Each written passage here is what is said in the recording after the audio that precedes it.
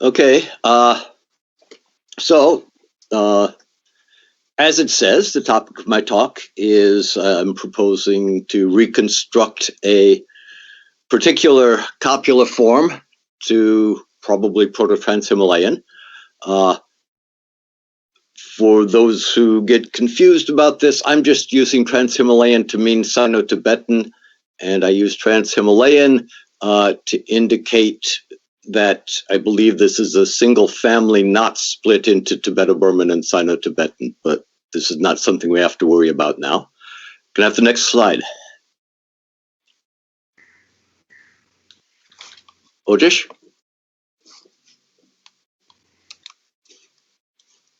There we go, thank you. So I'll quickly talk about the classification of Trans-Himalayan and give a quick overview of what we know about copulas in Trans-Himalayan.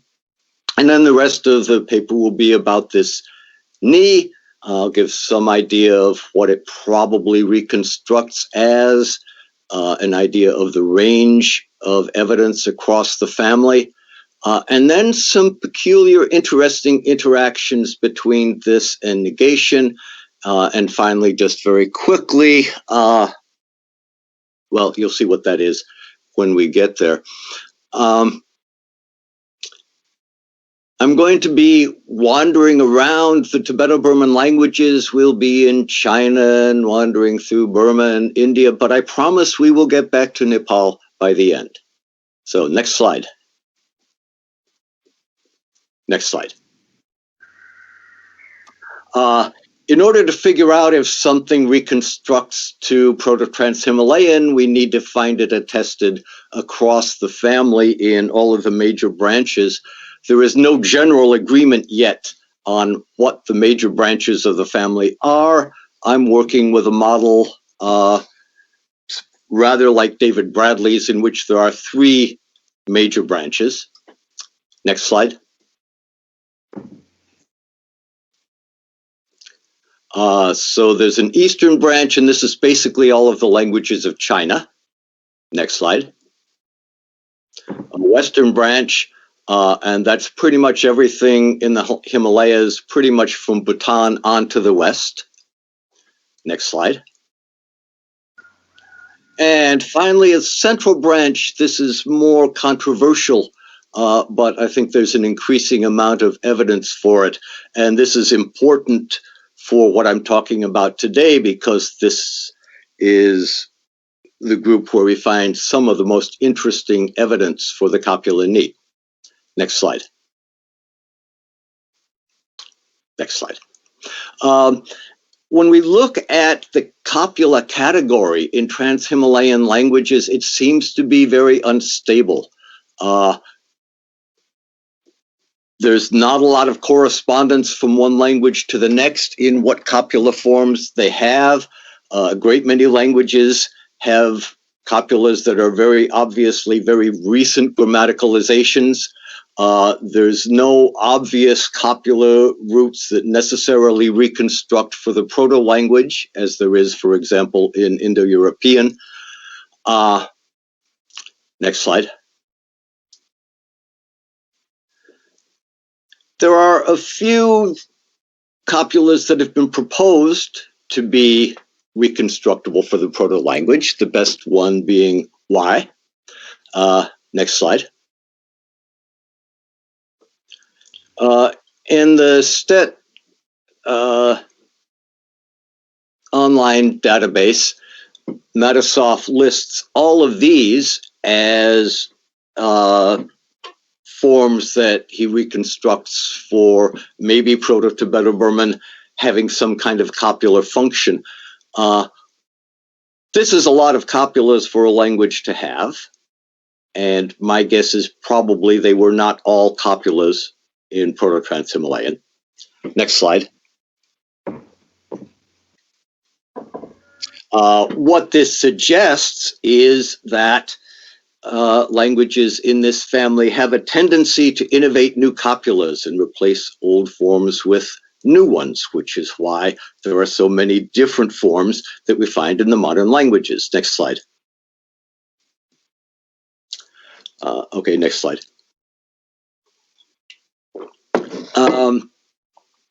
So I just want to quickly look at one other which is not on Metasoft's list, simply as an example that there are even more than we find in STEDT. So next slide. Across the Eastern languages, there is a copula ngo, which we find over and over. Next slide. And there are a few examples of this attested elsewhere. So Kadu and Asakian language would be from the central branch. Baram, the second syllable of Nginga, looks like that nga, especially since it takes the negative by itself. There's a possible comparison in Tibetan. Next slide. But that leaves me with lots of examples from the Eastern branch and only one each from the Central and the Western. And I included this only because I'm talking to all of you folks who work on languages of Nepal. And if you know of any other languages with copulas like this, please let me know. Next slide.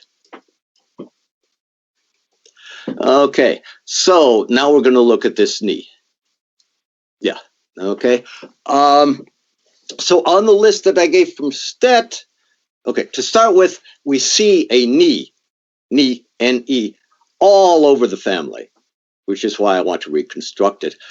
On STEDT, there's nothing that actually looks like that. Metasoft reconstructs these two forms, which might be related. Next slide.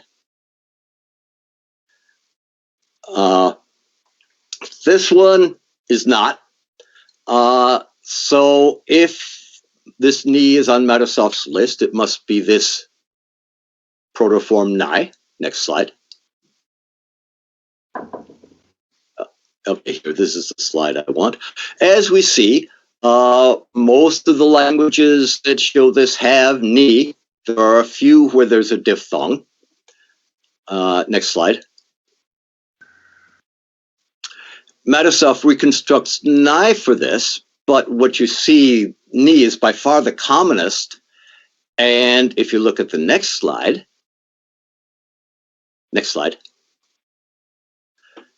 for Mizo, those two forms in red, Mizo has both of these forms, which tells me that they're not the same root. In Mizo, the ni is the copula, and the nai is a sort of a possessive have to be in a place.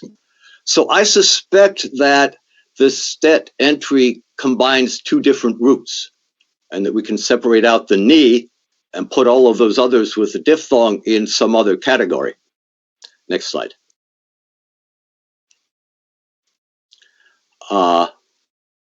Okay, one more slide. Next slide. Metasoft in the 80s reconstructed the correspondence patterns for the diphthongs in Tibeto-Burman, and we see in the top 3 rows, we see his correspondence patterns, and in the bottom row, we see the ni forms that I've got, and you will see that they don't follow the reconstructed correspondence. So once again, I think, okay, next slide. So I'm only going to talk about forms that look like ni, and I treat all of the diphthong rhymes as something else that we'll include later on. Next slide. So what is the evidence across the family for this? Next slide. I'm going to concentrate particularly on South Central or Kuki-Chin languages and West Himalayan, especially Kuki-Chin for reasons you'll see when we get there. Next slide. So in the slide that I gave you before, we could see examples of ni from many Eastern languages. It seems to be quite well represented there. Next slide.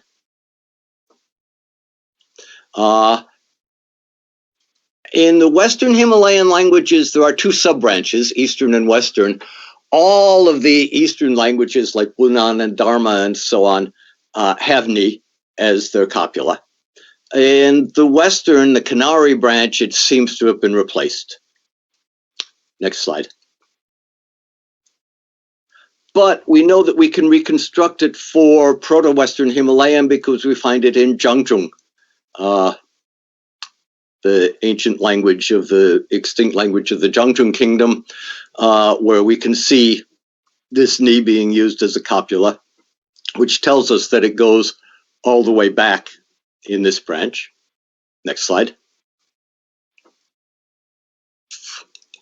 In the central branch, we find examples of this in several languages. So it is not found in Boro or Meche, but it is found in several of the other Borogara languages like Dimasa.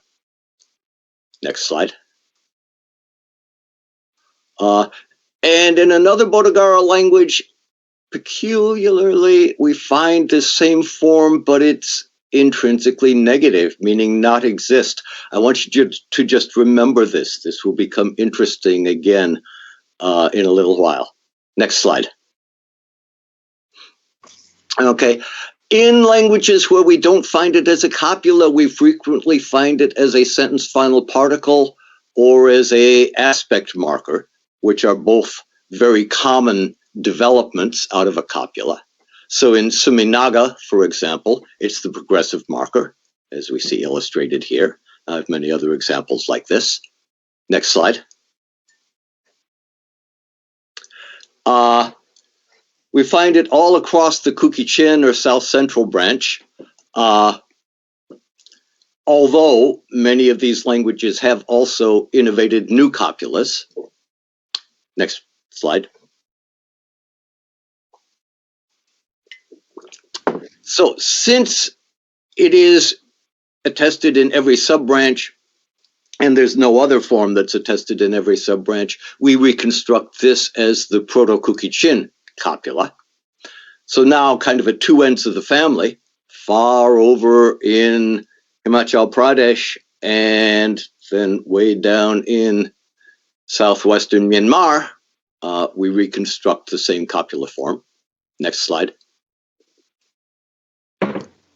Okay, now something very interesting about this ni is its interaction with negation. Some of you are probably familiar with Johan van der Aura's work on this in Kiranti, which we will return to, but I want to point out to you here that something similar happens in Kuki-Chin. So to start with a little background, these languages have two different verb agreement paradigms. Suffixes that are related to the Kiranti or Kam verb agreement suffixes and reconstruct for Proto-Trans-Himalayan, as in the first example here. By Keng, that that's the same first person agreement suffix that you find all over Kiranti and Raji and everywhere in the family. And then in the second example, Kapai, that ka is an old first person possessive, and so we have an alternate agreement prefix with that. Next slide. Why this is important is that in these languages we find that with a few exceptions, the negative forms always take the old suffixes, and we only find the new prefixes with affirmative forms. Next slide.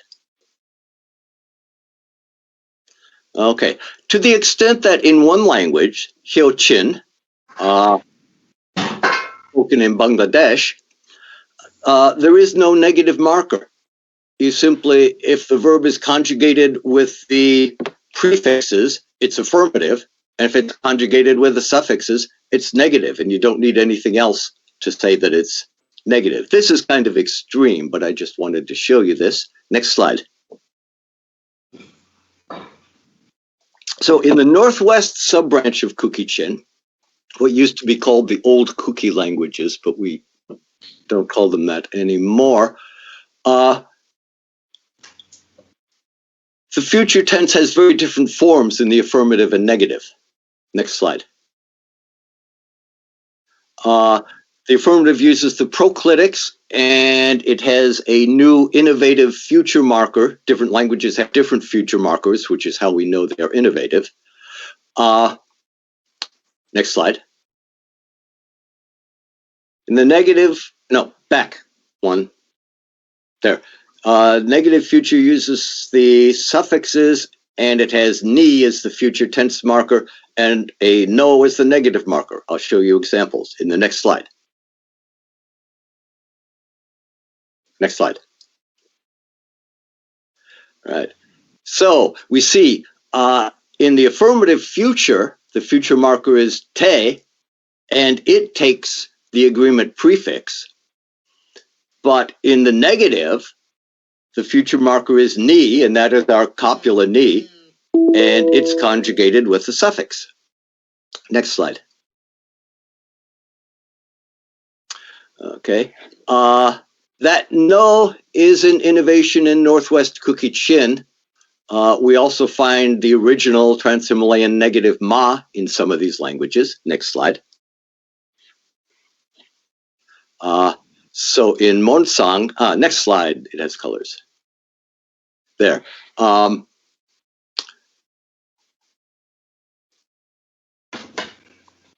We can see that Monsang still has the old negative ma instead of the no, but still we have ni for future and something else, ni for future in the negative and something else for future in the affirmative. Next slide. Next slide. Okay, now look at this interesting Chiro pattern. Next slide. Next slide. I'm sorry, I was planning to be able to have these at my fingertips. We notice that we have the old negative me in the non-future tense and the new negative no in the future tense, where the future is marked by ni. This is getting a little confusing, but keep it in mind because we will see interesting parallels in Kiranti very soon. Next slide. Next slide. Okay. And here in Shiro, we see that the language has completely regularized the situation. It now has the ni as the future in both. But this is secondary. We can see if we do the comparison across the branch that the original system was that ni was the future marker, but only in the negative construction. And the languages had some other future marker for the affirmative. Next slide. All right. So let's look at Kiranti. Now, Van der Aura noticed when he was, not sure what it was that made him notice this, but he noticed that if you look at the Kiranti languages, you don't find any evidence or very much evidence for this ni copula. So here's a set of copulas from some of the Western Kiranti languages. Lisunwar na and the Hayu no probably are related to ni, I think, although I can't prove it, but all the other languages have something else. Next slide. Okay, next slide. I already said that. So if these languages are related, and actually I'm not sure there are, I tend to be sympathetic to Karen Ebert and Gerber and Goldman's idea that maybe Kiranti is a bit of an illusion. But if they are related, and each one of them is independently innovated its own new copula, this has to be fairly recent. So they must have had some other copula until some recent time. Next slide. In the Eastern Kiranti languages, similarly, we have innovative copula constructions. In the Yaka Limbu languages, there's this very odd construction in which basically nouns conjugate. So if you want to say he is Limbu, Limbu simply conjugates for third person. Next slide. Next slide. So these are the conjugations. And what we can see here, well, we don't have time. Next slide. I'll tell you the answer. Next slide. That set of suffixes must have had a copula in it originally, but that's gone. Which means that in the Central Eastern Kiranti languages, as in the Western, we have no evidence whatsoever of ni. Now, this is an interesting problem, and of course, as you may know, Van der Auer has a solution for that. Next slide. That across Kiranti, we find an innovative negative suffix, ni, and Van der Auer's suggestion is that maybe this ni is the copula ni that somehow got reanalyzed as a negative. And this is why I wanted to show you that interesting association between ni and negation in Kuki Chin, because it looks like there's something similar in Kiranti.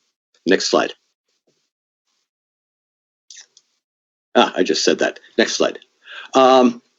So in Yamfu, Kiranti language, notice that we have the ma negative prefix in the past tense, but we have the ni negative suffix in the non-past tense, right? So he didn't walk has ma, but we don't walk has ni. Next slide. And notice that in the non-past, that ni is the only mark of negation and of tense. All right. It's a negative marker, but then you know that this is non-past because the ni negative is only used in the non-past tense. This is kind of reminiscent of the Hyo Chin situation we saw a while ago. Next slide. And now remember that in Atong, we also find an example of ni that has taken on a negative meaning so that it is now intrinsically negative. Next slide.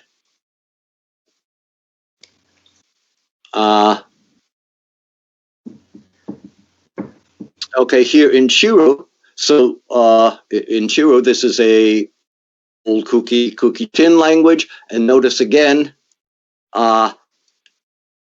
that in the non-future, the negative is mi, related to the old ma, and in the future, the negative is ni,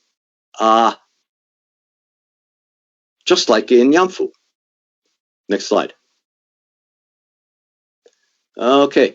Now, Ebert has noticed some other similarities, kind of random similarities, between Eastern Kiranti and South Central. Next slide.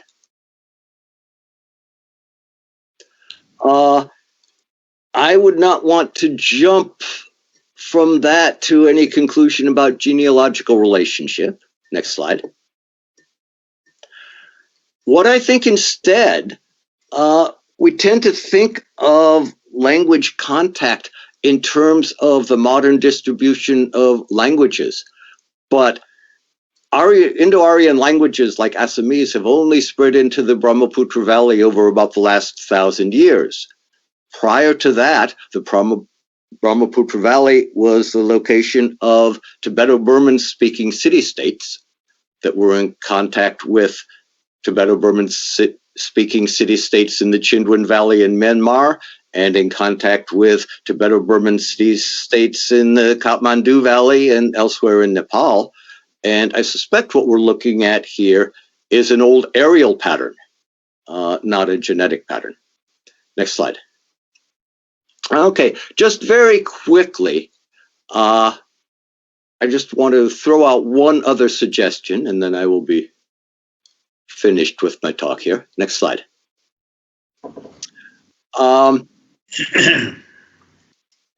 So all Tibeto-Burman languages have what I call information structure markers. These are, next slide. Yeah, they're not in all the grammars that are written, unfortunately, but they are there in every single language. Next slide. Where they are in a grammar, people call them topic, focus, emphatic, contrastive, and so forth, although that still needs a whole lot of work. What these do is they point to some relation between the noun phrase they are marking and the general discourse context. Next slide. So here's an example from Tibetan. We have one sentence, the householder's, and these are two adjacent sentences. In the first, the householder's son said, and in the second, the king agreed. This kyang on the king, it's sort of like also in English, or in his turn or something. But what it is doing is relating the discourse status of the king to the discourse status of the previous speaker. Next slide. And over, all the way across the family, we find many, many languages with a topic marker or something like that, which looks like ni. So in Tibetan, for example, the topic marker is ni. Next slide. Here are a few examples from across the family. It's even easier to find these than it is to find copula ni. Next slide. Now, I am not in any position to prove that there's a connection between those, except that typologically, copulas are a very common source for information structure markers coming out of cleft constructions. So it's you I love comes out as you topic I love. So I just want to throw out the possibility that maybe there is an etymological connection between the widespread Trans-Himalayan copula ni and the widespread Trans-Himalayan information structure ni. Okay, next slide. Thank you. End of my talk.